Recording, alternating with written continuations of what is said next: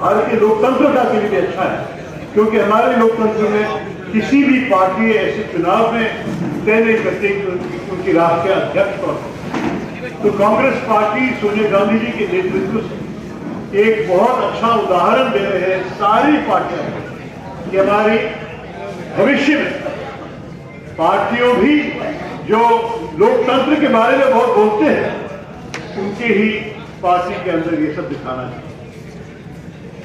दूसरी चीज ये है कि मैं साफ दिखाया हूं सबसे कि ये पार्टी के अंदर वाली चुनाव है। मैं आपसे कहता हूं कि खड़गे साहब और मेरे आपस में कोई दुश्मनी नहीं है, हम दोनों सहयोगी हैं।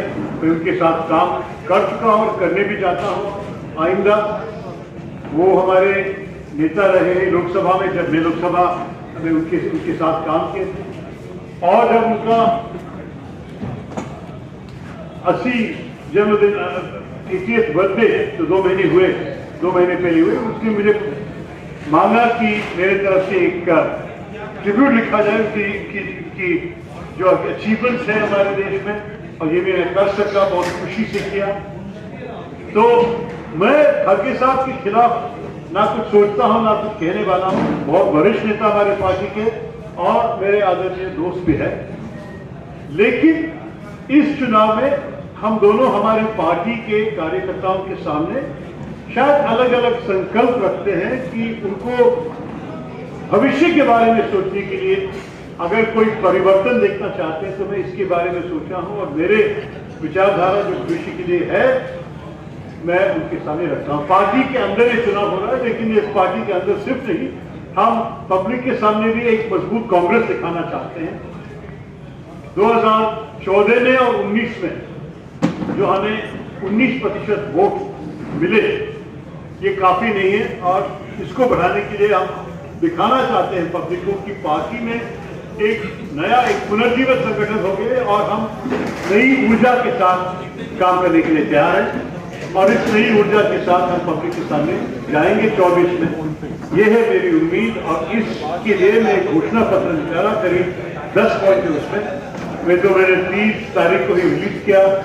हमारे पास जितने भी कॉपी से सारे खत्म हो चुके हैं, आज प्रिंट होने वाले हैं और इसी पीसीसी में हम कॉपी छोड़ के चले जाएंगे कि आपको माफ कीजिए आपको देना था लेकिन हमारे साथ टाइम पर नहीं पहुंचा।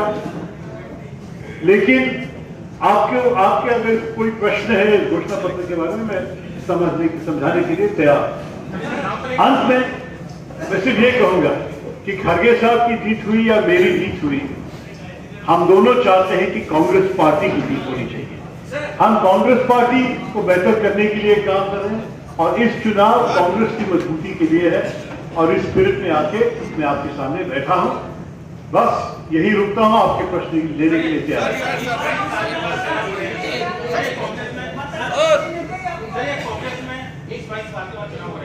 कोई माइक मिल गया इस प्रश्न पूछने के लिए?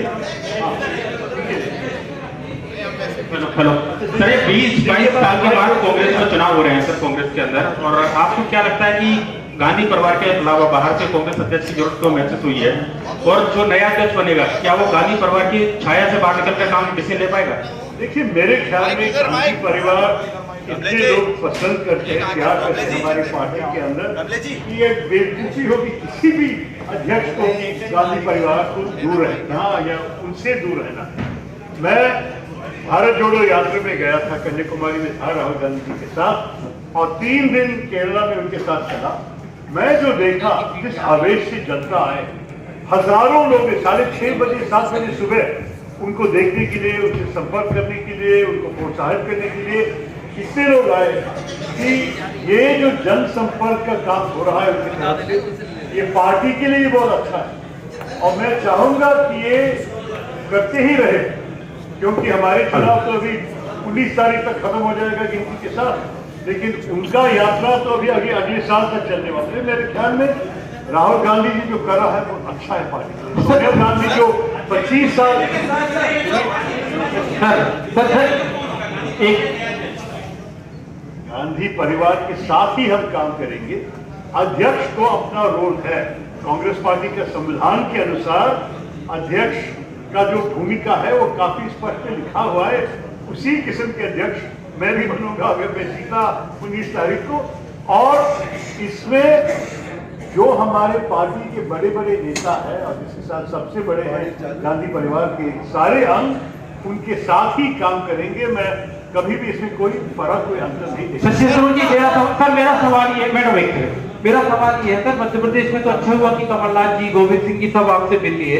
आपको बड़ी शिकायत है कि बाकी जगह आपसे बड़े बड़े नेता मिलते नहीं है। साथ में अशोक गहलोत जो राजस्थान के मुख्यमंत्री हैं वो ऑफिशियली मल्लिकार्जुन खड़गे का प्रचार कर रहे हैं, तो ये आपको नहीं लगता this is violation of model code of conduct of your party? मुझे लगने में क्या फर्क होगा, ये चीफ इलेक्शन अथॉरिटी जो मिस्त्री साहब है जो भी एक्शन लेना है उनकी तरफ से लेना पड़ेगा, क्योंकि उनका निर्देश तो काफी स्पष्ट है, लिखित दिए हैं और उन्होंने प्रेस कॉन्फ्रेंस में भी कहा है कि कोई भी हमारे पार्टी के जो ऑफिस बेरर्स हैं, सिर्फ मुख्यमंत्री नहीं लेकिन PCC chiefs, CNP leaders, general secretary, incharges, इन सब को ना किसी उम्मीदवार के साथ लेना चाहिए, ना किसी उम्मीदवार के लिए प्रचार करनी चाहिए।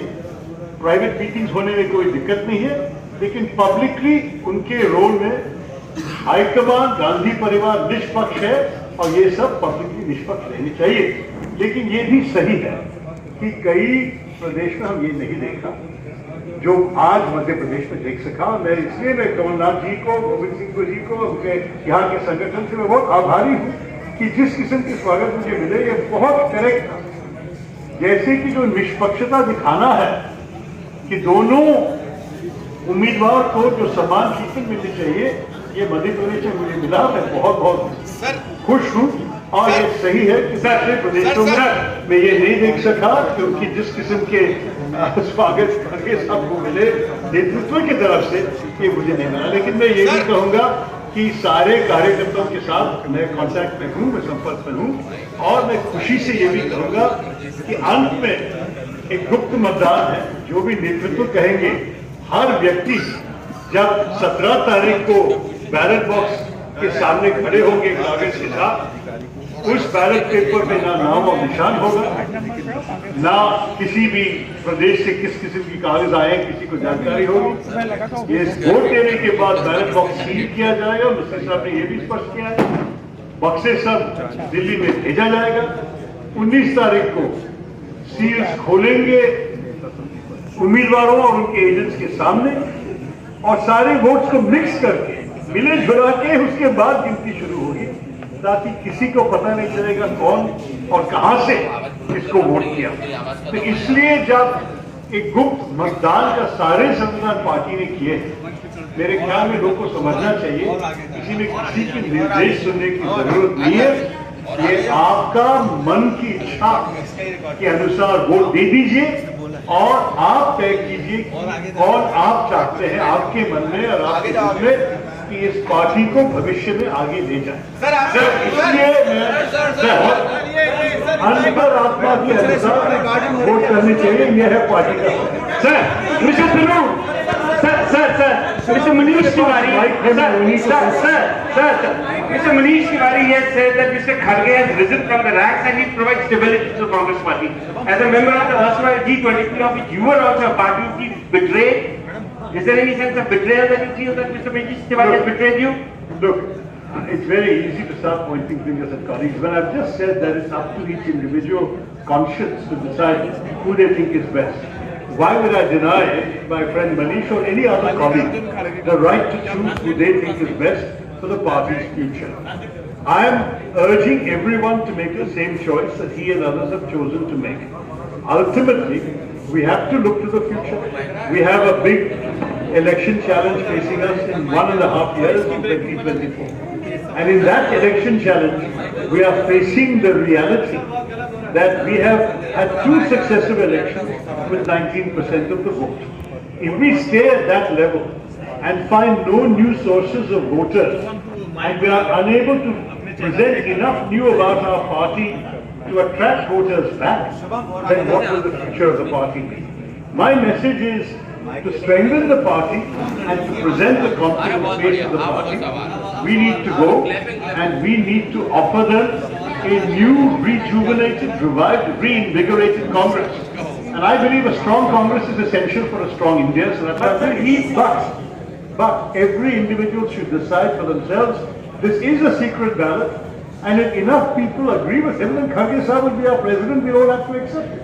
But my saying is simply this: it is a matter of pride for every Congress person that we are the one party which is allowing our Karyakartas to decide who should choose the next president, who the next president will be, and that is something we can all be proud of, irrespective of who it is. Sir आपने दो चीजें कही है, एक तो जिनके पास mic है, तो आपने दो चीजें कही, एक तो निष्पक्षता और दूसरा गुप्त मतदान। मगर कमलनाथ जी तो क्लियर कर चुके हैं कि उनका वोट तो खड़गे जी को ही जाएगा, तो ऐसे में आप क्या उम्मीद रखेंगे? देखिए, मैंने कहा ना कि हर व्यक्ति अपना अंतर्राष्ट्र के अनुसार वोट दे सकते हैं, इसमें कोई प्रॉब्लम नहीं है, लेकिन किसी को निर्देश देने का हक नहीं है। हर कांग्रेस पार्टी के अंग जो है, हर डेलीगेट जो है, उनका ये अधिकार है कि वो अपनी मन की इच्छा के अनुसार अपने अंतरात्मा को सुन के वो वोट दें। तो ये वोट देना हर व्यक्ति को ये, क्योंकि कमलनाथ जी कभी किसी से पूछेगा नहीं कि आप कैसे वोट किए, और वो खुद जवाब नहीं देंगे, बाद अगर देना चाहता है तो उनका हक है। लेकिन कोई भी पार्टी के जो मतदार है, किसी को उनको पूछने का हक नहीं कि आप कैसे वोट किए। उनके ये जब गुप्त मतदान है तो उनका ही अधिकार के अनुसार वो वोट करेगा।